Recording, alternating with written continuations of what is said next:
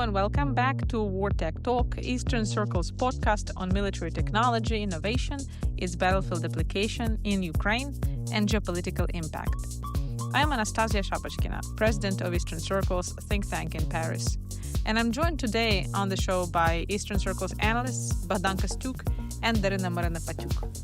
We're going today to expand the focus of our podcast to include a part about Ukraine's internal politics and international developments, because we believe they determine Ukraine's capacity to fight and thus the future of European security. Thank you guys for joining. And Thank you for having us. we are going to open with, when preparing this, we were going to open with the news of the week, which until yesterday was the government reshuffling in Ukraine. However, yesterday, another news broke out in Kyiv, which truly sent the government reshuffling to the backstage of reporting. Daryna, would you like to maybe open and explain what happened yesterday? So yesterday, the Parliament of Ukraine passed a law which subordinates the National Anti-Corruption Bureau, which is NABU, and the Special Anti-Corruption Prosecutor's Office, SAPO, to the Prosecutor General of Ukraine, that is controlled, of course, by the presidential administration. This law drew crowds on the streets of Kyiv as it cancelled the independence of these two key anti-corruption agencies, who had the power to start cases against any official, including from the circle of the president. Let me explain what they do. Please, go ahead. NABU investigates corruption, and SAPO used to control NABU and represent the state or citizens in court. What made SAPO special was its independence from the general prosecutor, which the law effectively ended. Let's zoom in what happened specifically. So on Monday, July 21st, the Security Service of Ukraine, the State Bureau of Investigations, SBI, and the Office of the Prosecutor General conducted nearly 70 high-profile searches of NABU detectives and SAPO employees and claimed to have exposed a Russian spy network there. And on Tuesday, the day after, Parliament limited the independence of NABU and SAPO. And at the same time, they reduced the powers of prosecutors in all agencies. Yeah, so we would like to just basically discuss why this is important and what the consequences of these decisions may be. There are two types of consequences, internal and external. And from the internal point of view, the law triggered immediate reaction on the streets, the demonstrations calling for the removal of Andriy Yermak, the closest advisor to President Zelensky, who has been criticized for consolidating control over the key institutions and people in the government, and who is basically somehow linked to the decision to pass this law so fast and so quickly, eliminating the independence of anti-corruption agencies. The external consequences are much more consequential, or seem much more consequential today. And first is that it may spell for Ukraine the end of its prospects to ever join the European Union. And now the European governments do not need Viktor Orban anymore to suspend or stop the negotiation process. And secondly, Ukraine has created preconditions for Europeans to refuse weapons deliveries and financial aid to Ukraine under the pretext of uncharted corruption. And in this respect, the timing of the Ukrainian parliamentary vote is super ironic, as this bill was voted into the law just as the EU was discussing how to progress on Ukraine's accession while alienating Viktor Orban. The European Commission and the OECD reacted immediately, saying that the law may deter investment and defense assistance to Ukraine. And the only way to reverse this decision is to pass a new law by the parliament, constitutional majority, vetoing the presidential decision. Amid mounting domestic and international pressure, President Zelensky has walked back the controversial law. He has now submitted new legislation intended to ensure that all the norms for the independence of anti-corruption institutions will be in place and to guarantee the absence of any Russian influence or interference. In parallel, opposition lawmakers have drafted their own bill to repeal the legislation passed earlier this week. Speaking to journalists today, The president expressed confidence that parliament will support his proposal, possibly as soon as next week, despite the ongoing summer recess.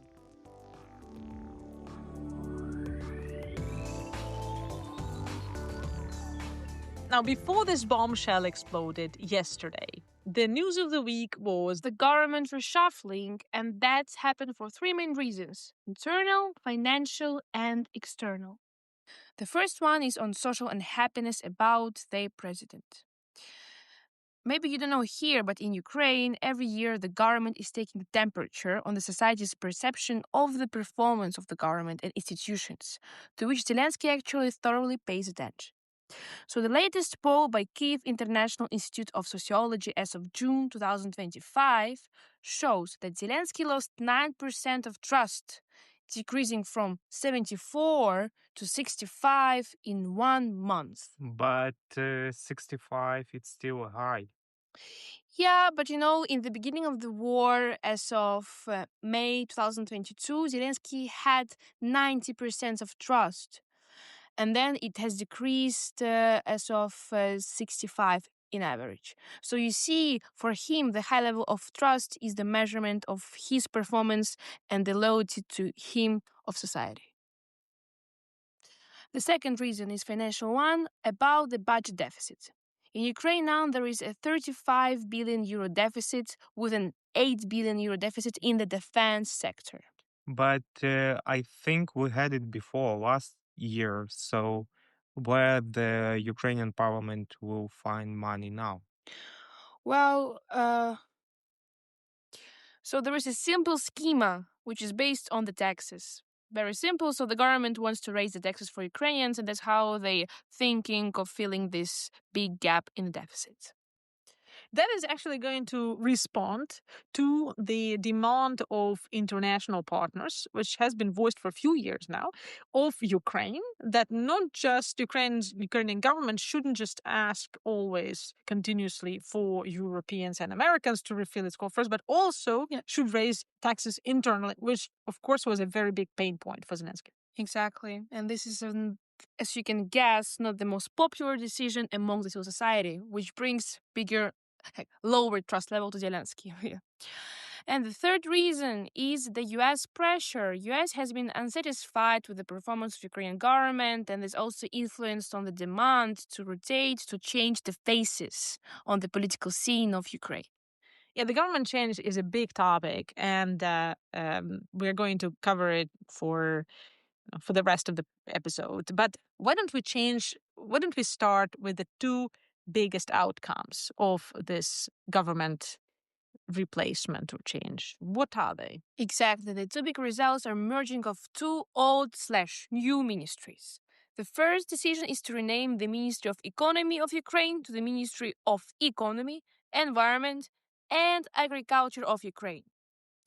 And the second one is to merge Ministry of Strategic Industries with the Ministry of Defense. Let's zoom in on defense. What was the logic behind the merging of the Ministry of Defense and the Ministry of Strategic Industries? The most important to understand is that MOD remains, but Ministry of Strategic Industries is becoming part of this ministry. In other words, the institutional functions of the Ministry of Strategic Industries will be integrated into the structure of the Ministry of Defense. In particular, these include attracting investment to the defense industry and cooperating with partners in the defense sector, including joint arms production. So there is only one ministry in whole defense sector of Ukraine, and the leader of this Ministry of Defense is Denis Shmyhal. That reinforces positioning of MOD and dissolves Ministry of Strategic Industries inside this ministry itself. Okay, it's interesting. As the Ministry of Strategic Industries was created after the Russian full-scale invasion, and now it's just dissolved after 2 or 3 years, I have a feeling that it's not about institution, but personalities. Am I right? Exactly. And this is where we transition to our next part of this episode, which is about the winners and losers of the government reshuffling. And we have among ourselves 4 winners and 5 losers, but we're going to try to keep it short. The biggest winner is Yulia Sviridenko, former Minister of the Economy, who has been promoted to become Prime Minister of Ukraine, replacing in that position Denis Shmyhal. Sviridenko's position in this as prime minister, however, stronger than that of Shmyhal, I would argue, because from the first day in office as prime minister, she has a free hand to make key human resources decision, allowing her to place her people in the main economic and also diplomatic positions. And here we see Alexei Sobolev, who was deputy minister of economics under Yulia Sviridenko, rise to the position of the Minister of Economics, and Taras Kachka, who used also to be deputy minister under Yulia Sviridenko, and also used to be the key trading negotiator of Ukraine, become the vice prime minister of Euro-Atlantic integration. Both men come out from her team, both have solid professional reputation in the Ministry of Economics, and both owe to Yulia Sviridenko their promotions. Well, the second reason we think that Yulia Sviridenko is in a stronger position as prime minister is because her former Ministry of Economics, has vastly expanded its responsibilities to eventually find itself sitting on the second biggest cash flow in Ukraine after defense and defense industry cash flow. And that happened as a result of this change, Daryna, you just introduced, the merger of the Ministry of Economics with the Ministry of Ecology and the Ministry of Agriculture. And that means, in the same way as the Minister of Strategic Industry dissolved into the Minister of Defense, in the same exact way, the Minister of Ecology and the Minister of Agriculture have dissolved and disappeared within the Ministry of Economy. And that, of course, means more responsibilities and a more powerful Minister of Economy as well, because Ministry of Economy, obviously controlling important aspects of economic life and that type of cash flows, let's say. Ministry of Ecology provides its own assets because that's the ministry which decides how the licenses for natural resources are distributed, who obtains them, and when. And the Ministry of Agriculture has its own potential as the ministry controlling all of the land, and the important reform of the privatization of land had already been passed by Zelensky even before COVID. So now it means that this ministry, the Ministry of Economics, has a vast potential for increasing Ukraine's basically cash in its coffers, right? I have 2 fun facts, if I can add, Oh, about Yulia Sviridenko, and actually it brings points to your explanation of the why new has she become resources. prime minister? Yeah, like fun fact, she's coming from the regional governmental administration from Chernihiv as economic development officer. And that's where her career later began. Then she was climbing, Under her father, under the wise leadership of her the father, cast. who was the leader of that region. Exactly. And then she got somehow contacts with Yermak, Zelensky office of president team. She got into this new political family, let's name it like this. And it's exactly her who was responsible for the deal with Trump on the natural resources. That's why we can see this merge of the ministers. You see, there are... That makes it a logical continuation. Exactly. Of the destiny of the Ministry of Economics, right? Exactly. The merging it with the Ministry of Ecology. Excellent. The second biggest winner from this government reshuffling is Mikhailo Fedorov. He was promoted from Deputy Prime Minister for Innovation, Education, Science and Technology Development to first Deputy Prime Minister and Minister of Digital Transformation, the position which he has held since 2019.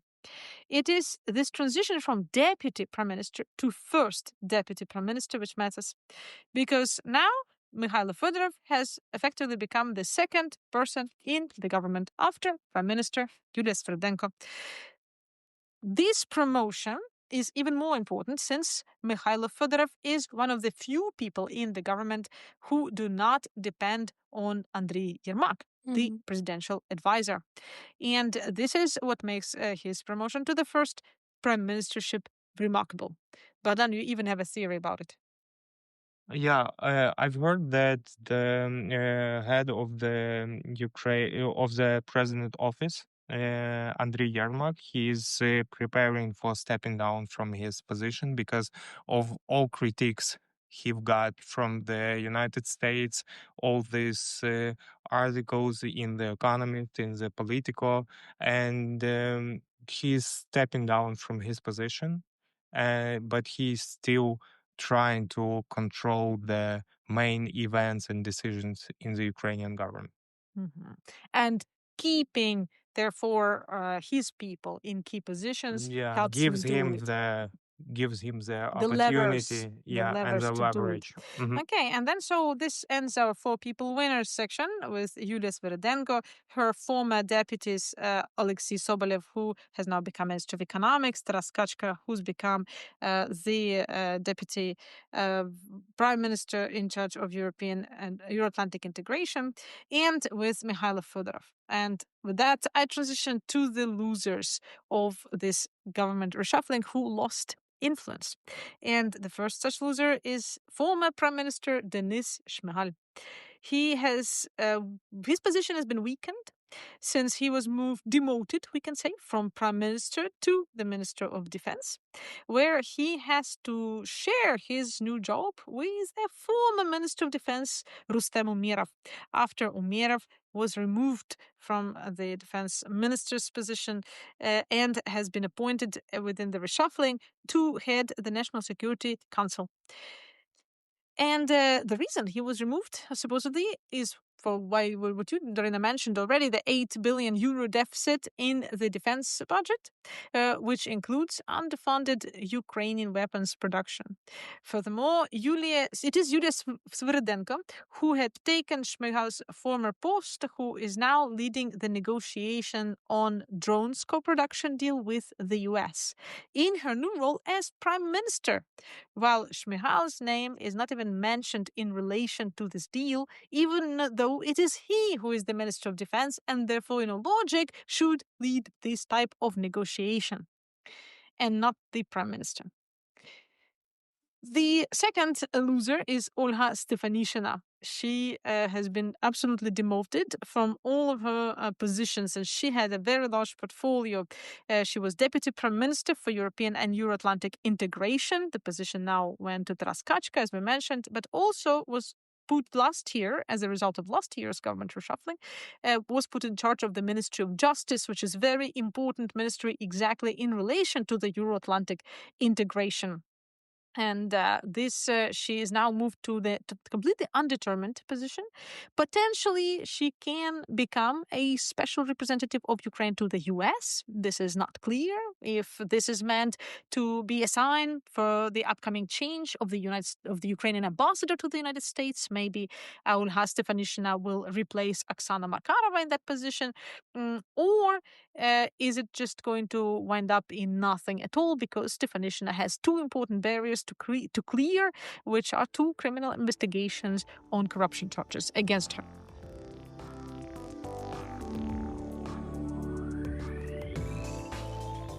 Do you think that Ukrainians are still looking up to the US position, begging for their help, and waiting for their mercenary flag and all these amounts of weapons coming to Ukraine? Indeed, the last week, all of last week, and a few weeks now, the Western press has been talking only about one thing, which is the turnaround of Trump on Ukraine. Supposedly, Trump flipped on Ukraine. We have seen Trump being absolutely pro-Russia, looking for a next reset with Russia since Trump came to office in January this year, and then all of a sudden, after an intense work on Trump by the Secretary General of NATO, the new Secretary General, Rute, by the heads of state of France, of Germany, and of the UK of the last few months, we see Trump's rhetoric changing and becoming more positive on Ukraine. In particular, especially the latest announcement by Donald Trump that he is planning to renew the weapons supplies to Ukraine. And this is something considered to be very hopeful in the press. Well, I don't really see any change, to tell you the truth, outside of the change of rhetoric. And for me, it's very important always to keep this distinction between the communication and actions. And here, in the case of Trump, we really see the different communication, but absolutely the same actions. First of all, as soon as he became president, Trump canceled 2 years of support for Ukraine, which was already validated by his predecessor, Joe Biden, and by Congress. He has never renewed that help, which was supposed to be actually the same thing that he's now saying he has renewed, the supplies of weapons, only for free. Well, he hasn't renewed that. Then he's saying instead is we will potentially supply weapons to Ukraine. But what does it mean? It means that by selling them to NATO members, from which apparently he excludes himself and America. So it means that, in other words, if we translate what Trump is saying, he's saying America is willing to sell weapons to Europeans. Well, where is the change? Has America ever not been willing to sell its weapons to Europeans? And then Europeans, they can give them the American weapons to Ukraine. And of course they can give them to Ukraine, or they can keep them, or they can give them to Honduras, or do whatever they want with them. The essence of the message is that US actions and Trump's position of not, basically giving military assistance to Ukraine hasn't really changed. Is just saying we're going to sell weapons to Europeans. Okay, go ahead. And Yeah. what's But I think that it's one detail we should mention and keep in mind that in order to transfer any weapons, American weapons, from the European states, NATO states to Ukraine, you still need the approval of the United States. As it was made by the United States, and even if it's weapons, and even it's European-made weapons, and it's still one component made by the United States, you still need the approval from the United States government in order to transfer these weapons to any other country. And So Ukraine will still need the US approval for using Exactly. them in any particular way. This is a Exactly. very valid point. This is a very valid point. But to me, in essence, yes, if you say the sale has been stopped before, now the sale can restart. It's not a direct sale because Ukraine cannot afford to buy directly. So it's going to be through European countries. But that to me doesn't come anywhere close to what the US position was on Ukraine before with the previous administration, which was truly supporting through military supplies and financial whatever supplies. Now Europe is left in the situation which it had foreseen last year, which it was foreseen before Trump's election. And now the new multi-annual framework of a financial framework of the European Union, which was adopted last week, really shows this. In that framework, you have 100 billion euros decided to be given to Ukraine. It's a 7-year framework. It is not, of course, enough to close the gap left by the US. And that gap is 50 billion euros a year. So Europe knows it's going to have to close it. Maybe some of it is going to be closed by the European Union funds from the multi-annual financial framework. Some of it is going to be closed by the national funds. But the reality remains the same. The US has withdrawn what we can qualify as actual support, either financial or military, from Ukraine. And now it's willing to sell weapons to Europeans again. Well, has never been unwilling. Now Europeans are now only allowed to resell American weapons to Ukraine. It's not nowhere near. Are there countries in Europe willing to replace the US on the military scene? No. The short answer is no. And we have seen the challenge that the Czech Republic was facing when it took up the initiative to supply 1 million shells for 155 millimeter artillery shells. It was an initiative about a year and a half, maybe 2 years ago. And the difficulty they had gathering these shells, producing them with all other countries combined, even buying them from third countries outside of the European Union. Now, on everything else that Ukraine crucially needs and that only the US can provide, no one can replace the US. And especially it goes for the Patriot missiles and the Patriot systems in addition to missiles. So they're both are necessary, providing the systems, providing the missiles, and providing system maintenance services. All of these things only the US can provide because anyone else who produces this type of system, anti-missile systems, either hasn't yet made the decision to provide them, which is the case of Germany and the Taurus missiles, or they aren't producing them in quantities enough to supply them in the quantities Ukraine needs. And that's the case of France or potential other producers. And then you have, of course, the long-range missiles. That's a separate issue. Nobody has provided. And so that explains why Ukraine is doing all the deep strikes into Russian territory with drones so far. And its own missile supplies have been kind of suspended. However, what we have seen, and the kind of big change to me, the important change, not big change, but important change, is the this last week was the confirmation in writing of the real turnaround in the French position on Russia, which started, we can say, truly has become very clear, very pronounced by the presidential rhetoric and the government rhetoric starting in about February 2024. And then now has been really cemented in the new national security strategy of France, published by the National Security Council, but developed in cooperation with all of the ministries relevant to this topic, as well as the civil society, academia, and the military. And the national security strategy has several kind of new things. First of all, it says that Russia is a threat for France and for Europe. It's the first time they mentioned this, right? It's not the first time it's mentioned, orally it has been mentioned, but now it is incorporated into the national security strategy. So far we have seen European level documents incorporating this, and now in France, which however has decades of cooperation with Russia, including military cooperation. We remember Mistral, aircraft carrier project, which was building it together, right, with the Russians. Now, and many other projects, every single French military company, at some point cooperate with the Russians and been there, and now we have this kind of turnaround. So Russia is now a military threat, and this is in the national security strategy, right? Then after the strategy, right before the strategy was published, the chief of the Air Force of France testified before the Parliament, National Assembly, and his discourse held the same spirit, pretty much, just a few days before the publication of the National Security Strategy on the 14th of July. And the president spoke on the 14th of July, followed by prime minister's speech, same spirit, exactly same messages. And important is that national security strategies, they are not published every year.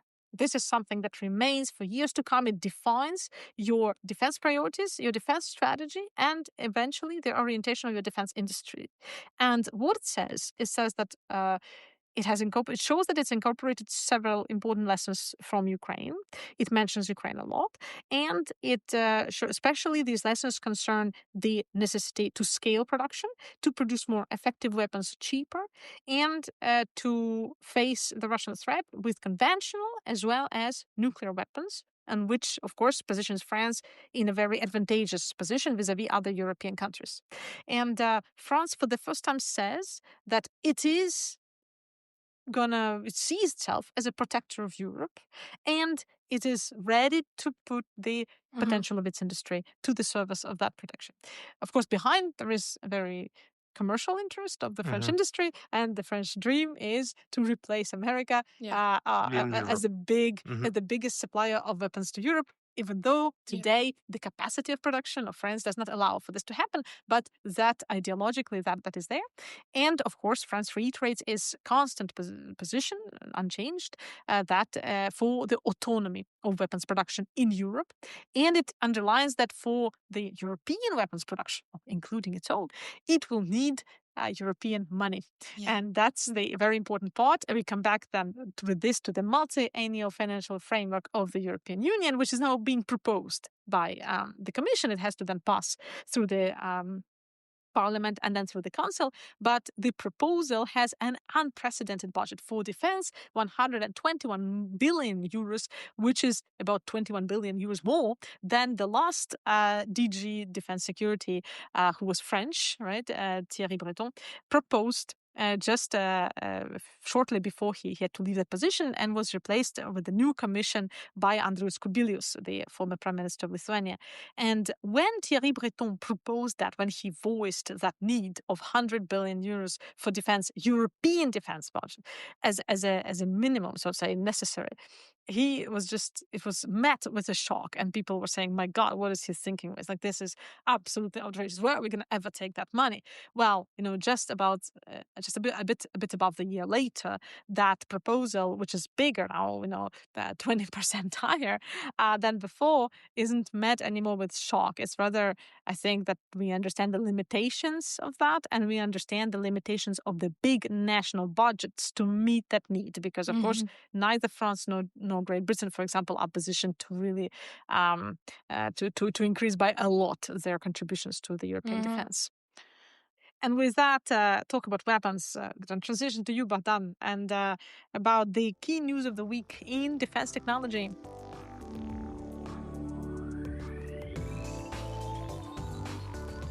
I'm covering the defense technology section, and I decided to divide it into the news from the home front and news from the battle ground. So now Ukraine is suffering from the Shahed's raids. It's become very massive. Russians ramping up the production of so-called Giran or Shahed drones. In June alone, over 5,000 Shaheds were using it attacks, and Russians trying to increase this number, and in one night they can launch like 700 drones. They changed the tactics of using them. The drones have become faster. No, I understand The the drones Shahed have drones become faster, and they increased the payload in them. And before they used like 200 drones over the 2025 targets all over Ukraine. Now they decided to actually hit one place or one city. For example, we saw this in Kyiv. We saw this in Kremenchuk. For example, they are launching 50, 65 drones, and they destroying the apartments, they destroying the military objects, they destroying the electricity grids. How much do they produce per year of these drones to have capacity to shoot 500 per day? We don't have the exact data, but according to the information provided by the military intelligence of Ukraine, it's approximately 2,700 drones per month. And now Ukraine is trying to scale up the production of interceptor drones. The cost, it's actually beneficial to try to intercept the Shahid drones using the smaller drones, because again, when it's impossible, I understand, for the drones which have become more numerous and much faster, flying at 250 kilometers an hour, impossible to intercept them with the means which have been used before. Exactly, you can still shut down the Shahid drones by Patriot missile, but it's just economically unsustainable, because the Patriot missile, the Ukrainian government stated that we don't have a lot of Patriot missiles, and we had this supply chain interruption. We had this United States new approach, and it still doesn't make any sense to intercept Shahid drones with Patriot missile. And this drone interceptors, this is very cheap solution. It can cost beginning from $1,000 to $5,000.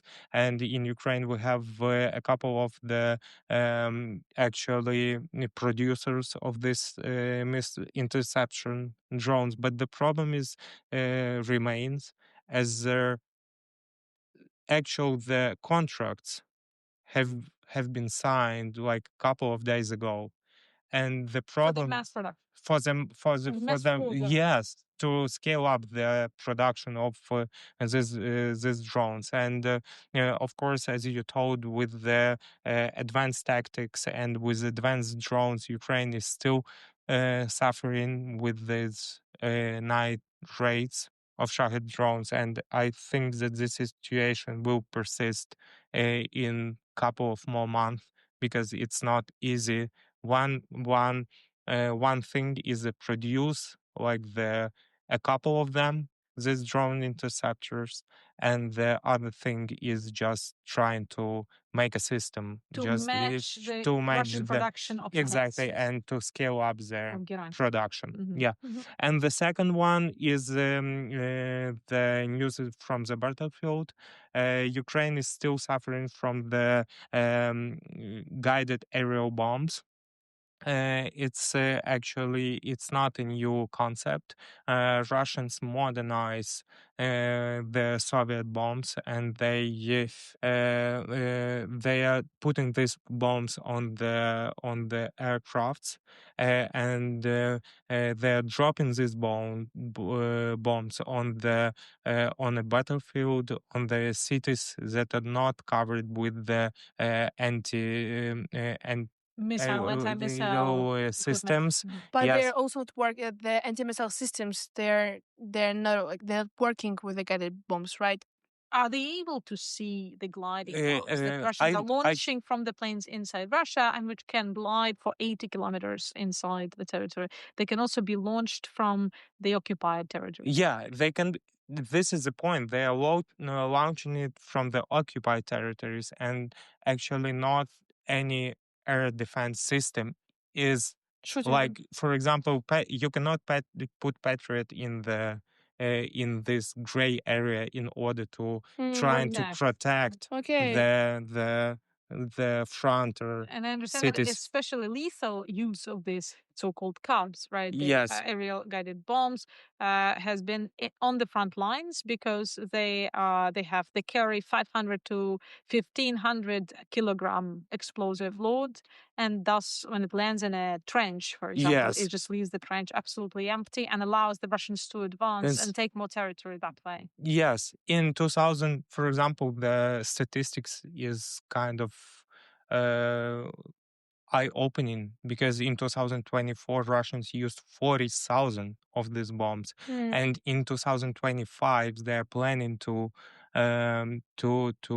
use 70,000 of them, and What about Ukrainian production? Do we produce them? the Ukrainian response is has two tracks. The first one is using the Western bombs, for example, the French hammer. Ukrainians is reshape, like they remade these bombs in order to put them on the Soviet aircraft. The first one is MiG-29, Su-27, and Su-25, and the second one is trying to produce something inside the country. But there are a lot of problems with that. The cost per unit for the Russians because of the scale is actually $20,000, but for Ukrainian side it's 25,000, and the Ukrainian companies, they don't have the government support, and they don't have any contracts. So now they're trying um, to find money in order to scale up the production of the Ukrainian-made guided bombs. I did hear that that negotiation that may be soon upcoming. Basically, that the government is placing the system and that it's going to be coming. Yeah, but I think it's still hard. It will be hard to trying to come up with the Russian match scale. the To match capacity, especially in the light of the government reshuffle, which is going to possibly slow down basically all of the processes because we have new people in. Yeah, you have new people and you still have old people in new positions. Exactly, and you have all this internal bureaucracy because when you're merging, when you dissolve the ministries, you still have a lot of internal bureaucracy with the people who were working, for example, in the Ministry of Economy only. But now they need to be like it's everything should be remained in bureaucracy, because now you're working not in the Ministry of Economy, you're working in the Ministry of Economy and Resources and Ecology or something like that. And agriculture. Yes, thank you so much. So this episode was prepared by Daryna-Maryna, Patiuk, and Bohdan Kostiuk of Eastern Circles, and by me, Anastasiya Shapochkina. And we are looking forward to talking to you soon.